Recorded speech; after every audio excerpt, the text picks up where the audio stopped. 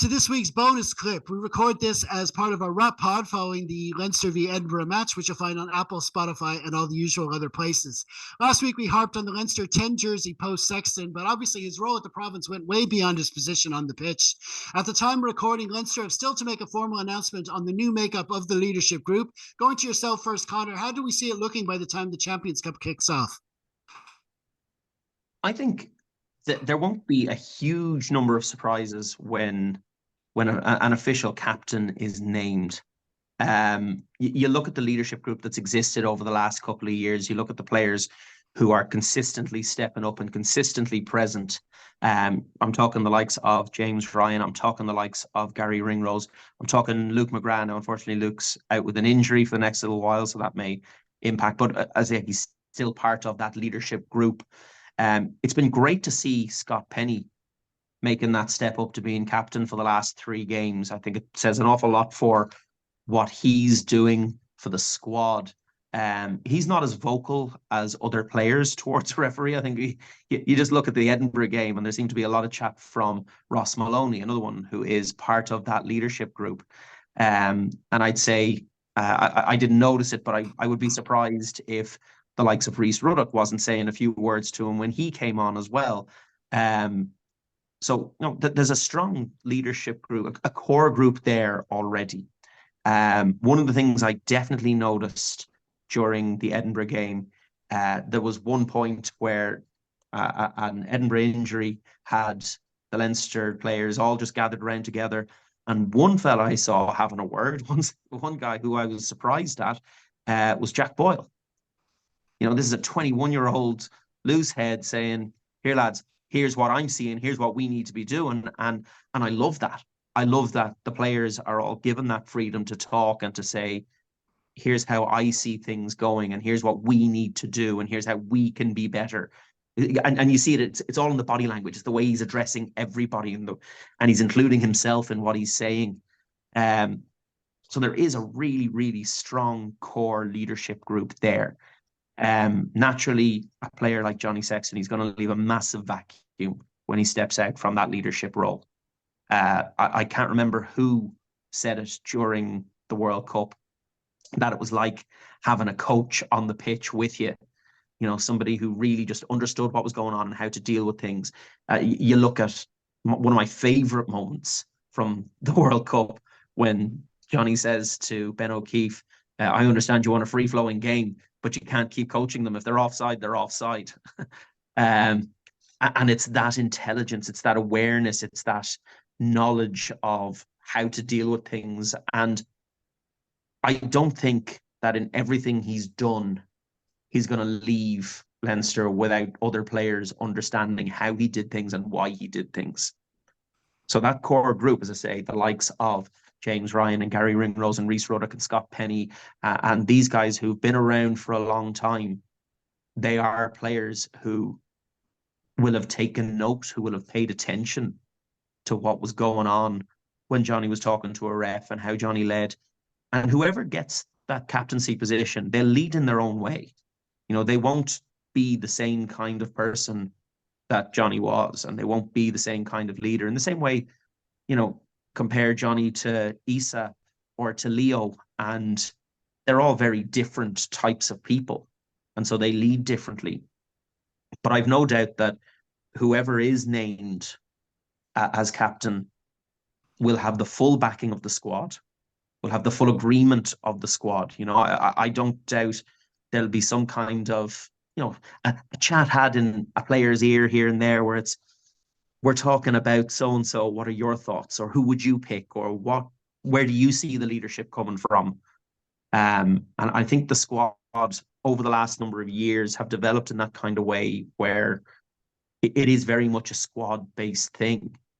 I think coaches will listen to what the players have to say and to their input, so that by the time we get to, and you know what, I see it happening before we get to the Champions Cup. I see captain being named before we play Munster. And whoever it is, say, will have the full backing of the entire playing group, and it'll be somebody they know they can look to for example, That's what you want. You want a leader who leads by example. You want a leader who isn't just saying to you, you have to make your tackles.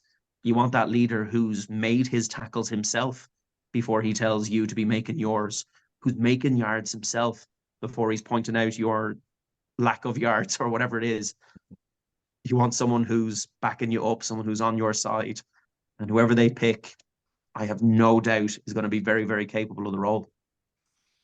Yeah, I mean, it's not like we're short of players in the squad who have already led Leinster and showed great leadership. I mean, you look at the top ones would probably be James Ryan and Gary Ringrose, and but you've had, like you said, McGrath, Maloney, and Ruddock. I mean, Ruddock was like 12 when he first became Leinster captain or something back in the day, and they've been they've had a policy of naming captains. I mean, this goes back to maybe when Brian O'Driscoll was captain of Leinster, but then he stepped down from that role and gave it to Leo, which made real sense at the time, because Brian, it's one thing being skipper, but you're away from the squad a lot, and when Leo took over that role, it was really good for Leinster, someone who's going to be around a lot, around the province a lot, and then it moved on to Isa, and of course I was never a fan of an out half being captain because he's got so many others. But of course, Johnny Sexton isn't your average out half.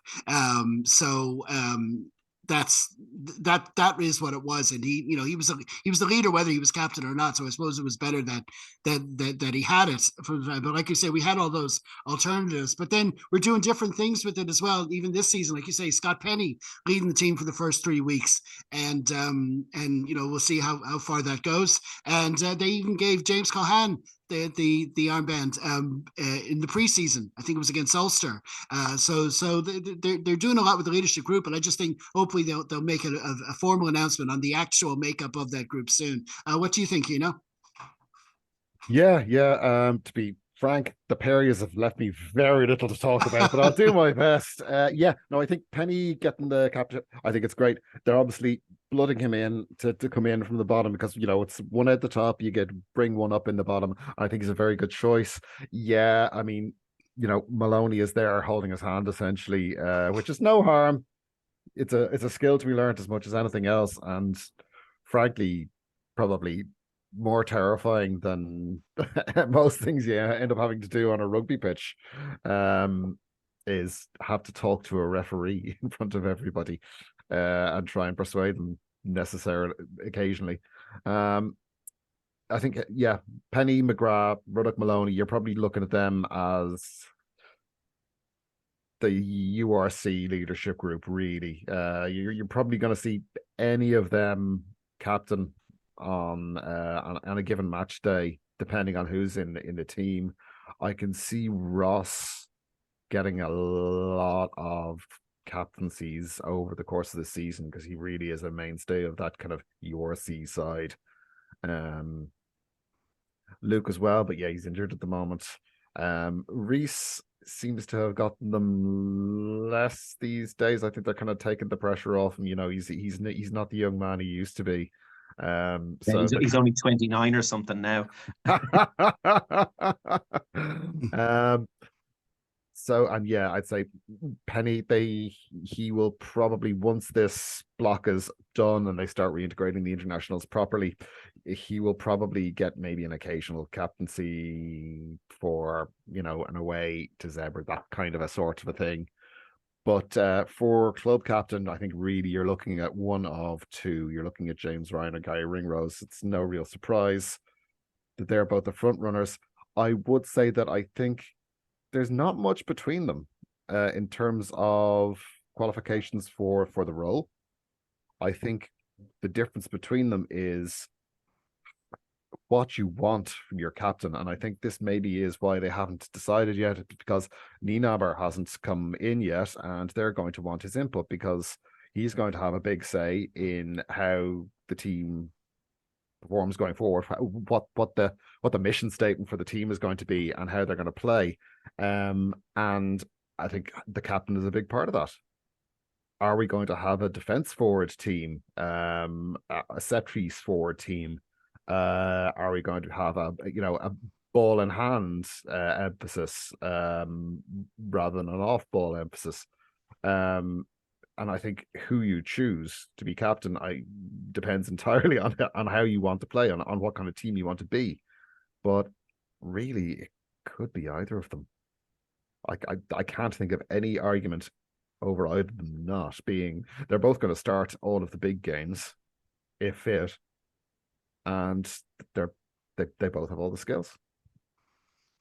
Yep, I think you're absolutely right. I think the Nienaber input is going to be crucial. Now, I'm sure even though he's with the team and he's taking a break and all that, I'm sure they are having meetings with him of some description for now. But I mean, I think it's until he's in the setup and he's had a look at them training and had a chance to integrate with all of them and stuff and talk to the wider group is before. But and also as Connor said, it's probably something that needs to be decided before that Munster match, I think. And if they can have it all done before that, big occasion, the Aviva, just before the Champions Cup, all that kind of stuff. Hopefully they'll have it done then. Yeah, I think you're right. Ryan and Ringrose are probably the top two candidates, but Ross Maloney, he's very much in that the same reason that Leo Cullen was appointed. It's someone who's unfortunately not going to be involved probably with the Irish setup, but he's definitely going to be involved in both competitions for Leinster. So it's a good person to have. He's also a natural leader. I think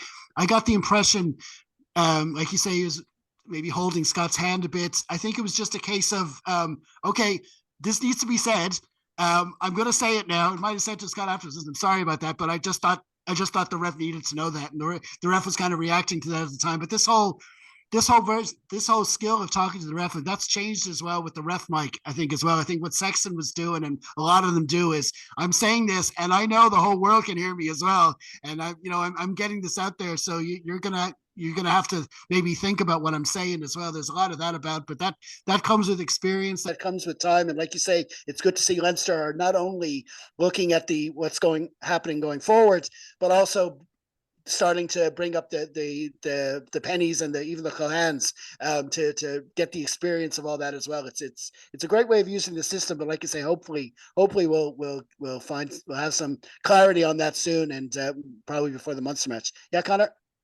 Yeah, I mean, there's always the possibility, and we've seen it with a couple of sides, particularly international sides, where they name two captains, and you see it on the sheet that they are co-captains, yeah, or whatever other term you want to use for it. And you could see a logic behind that as well, because what they do and the players they're influencing and the players around them directly, where you've got someone who's in with the forwards, someone who's in with the backs, and somebody who's making sure that everybody, they're having their chats. And I think, when we had Johnny there, he's kind of in that middle role, so he was just bossing everything. I see it as a possibility. I don't think it's something that would be good for us. Yeah.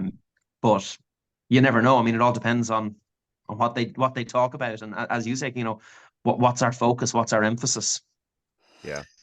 Co-captain's bollocks. It's like a participation medal. Yeah. Why bother? Like, there's a leadership group there. We always know there's a leadership group there. There's leaders here, there's leaders there. In every unit there's a leader, and forwards there's a leader. In the backs, yeah, we know that. You don't need to call them co-captain. Yeah, absolutely. Yeah. I mean, it's a bit of a half measure, I suppose, really. And no, but just on on Ryan, like, he was having the game of his life in that Champions Cup final, and it was a captain's performance that he was doing. So we know what he can do. On Ringrose, I think he's still got a level to go up in performances and leadership. I do think it is possible we can see, and when he gets that, and with the captaincy as well, dealing with the ref, and I think there's a whole extra layer to him, which you wouldn't think that's possible with what we've seen, but I think we still have to see a lot more from him yet, so I'd love to see him have a go. It's a fascinating dynamic in that decision, so we'll just have to wait and see, but listen, we'll look forward to that anyway. Okay, listen, we're going to leave it there. That's it for our bonus clip this week. Many thanks again for tuning in. As ever, be sure to like, share, and subscribe wherever you can, and follow us on all of our social media channels.